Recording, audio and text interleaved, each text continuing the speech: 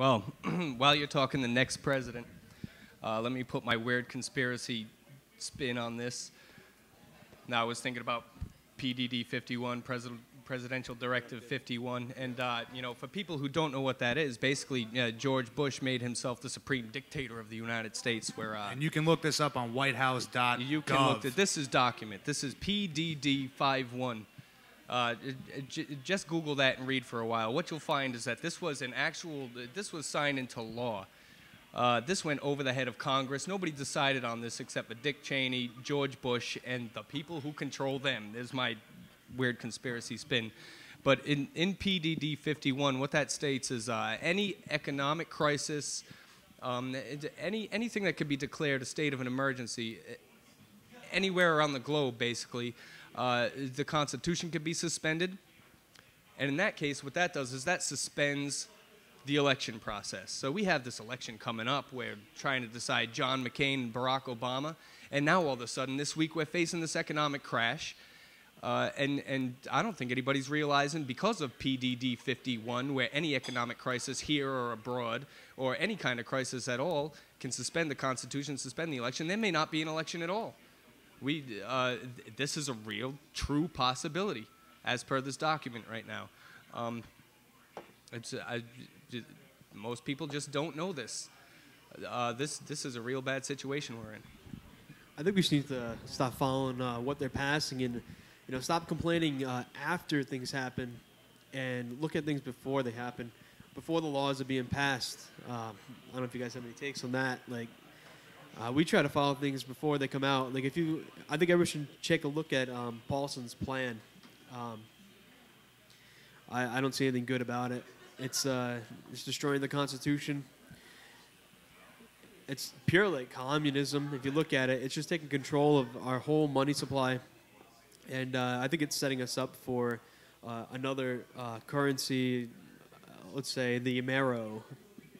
The Amero comes with the North American Union and all that jazz. But if you want to take a look at it, look up the Amero on like Google, and you'll understand where they're trying to lead us.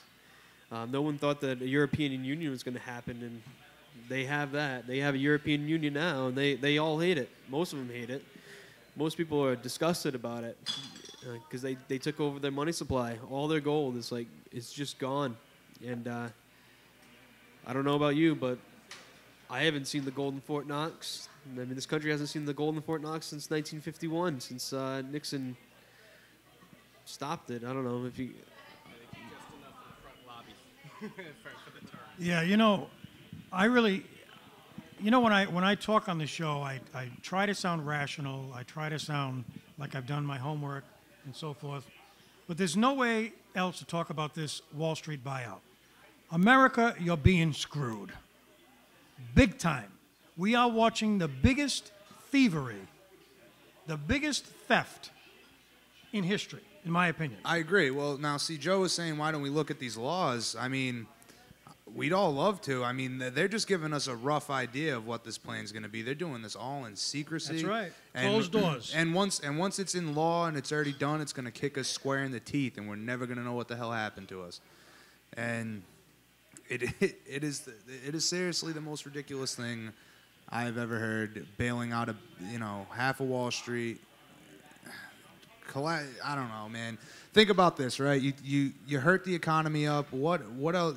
You know, everybody is so dependent on a bunch of nonsense nowadays. Now, consumer spending alone on all the useless things that we buy. Once you have a depression, people just not buying all that useless crap is going to hurt our economy even more. And what really pisses me off is none of these jerk-offs that are talking about all this stuff, nobody's even touched on the credit card crisis. Like, that's going to be a key factor in all of this.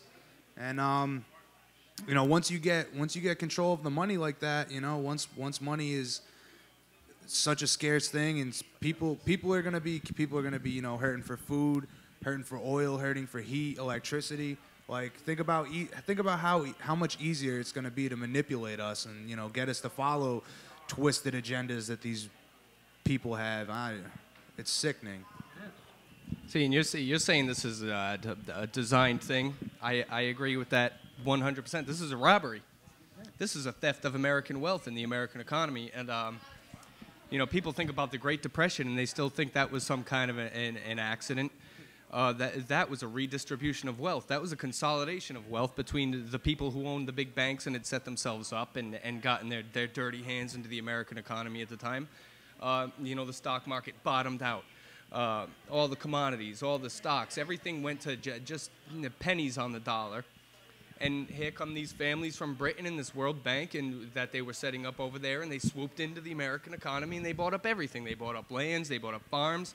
And half of the companies that are going out of business now, well, supposedly going out of business, looking for bailouts from the United States government, these were the same ones created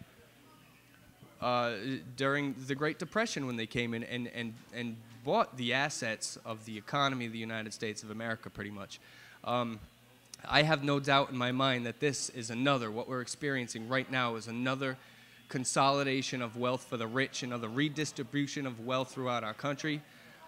This thing has probably been in the works for many years now, how to take over and gain more control. And as far as explaining to people, like I was just telling him earlier, to get people into the reality of the situation we're in, if the economy, I mean, nobody knows what the S&P 500 and the Dow Jones Industrial Average is. That's just not common knowledge. I'm sorry, I didn't know what it was a couple of years ago. But I'm having to explain to people with my hands, and I say, here is the economy. It's going along at a good, steady pace, and here comes a recession. And then we go out of it, and then everything is fine a few days later. And then here comes a depression. It goes way down. You don't know when it's going to end, but it comes back up, it levels off, and it goes along as an economy should. Right now, what we're experiencing probably is June or July of this year. What happened is the economy went like this. It created a cliff, and it looks like a bottomless cliff. We don't know where it ends. We don't know when we come out of it.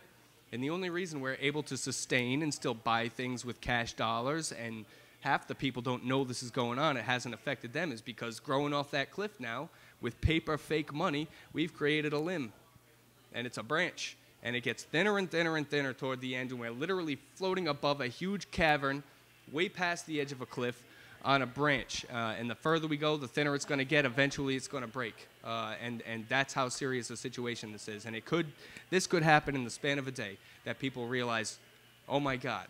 And everyone runs to the grocery store, and within hours, all the grocery stores are empty, and the electric company's shutting off power. That's how serious of a situation. Absolutely. Well, just one thing real quick, like you just said, you know, it could be a meltdown within a day. Christopher Dodd went public after he met with Henry Paulson and Ben Bernanke, and he said that, you know, the type of language they were using was very, very serious. He said that Ben Bernanke and Henry Paulson were both saying, like, if we don't do something now, you know, there can be a financial meltdown within days. And regardless of whether they do something or not, just hearing that kind of talk out of the Federal Reserve Chairman and Henry Paulson, you know, like, that's bad. Yeah, absolutely.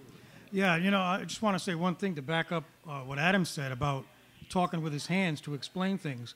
I'm going to talk with my hands right now to explain this whole financial buyout, and this is the, this is it right here. Okay, I mean, Financial buyout. here is the sign language for the financial buyout. Okay, Brian, you're going to have to put up a lot of band-aids on this one, but you know, to back up something that that Adam said about the redistribution of wealth. I heard the people on the news saying recently, they said, well, you know, we have to refinance all of these institutions so that they can have money to loan, okay?